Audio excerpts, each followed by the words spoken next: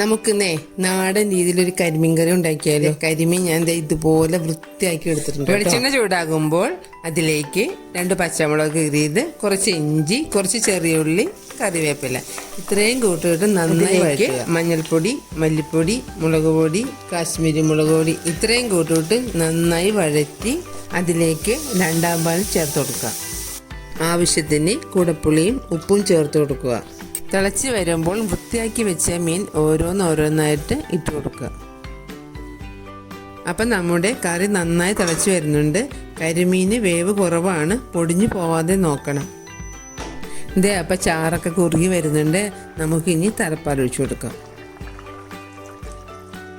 അപ്പോൾ അതേ നമ്മുടെ കരിമീൻ കറി ആയി വരുന്നുണ്ട്. അതിലേക്ക് കുറച്ച് വേപ്പില ഇട്ട് ഒന്നും കൂടി ഒന്ന് കുറുകി വരുമ്പോൾ നമുക്ക് ഇറക്കി വെക്കാം. അപ്പോൾ അതേ നമ്മുടെ കരിമീൻ കറി റെഡി ആയിട്ടുണ്ട്. എല്ലാവരും ഉണ്ടാക്കി നോക്കണം കേട്ടോ. വീഡിയോ ഇഷ്ടപ്പെട്ടാൽ ലൈക്ക് ചെയ്യണേ.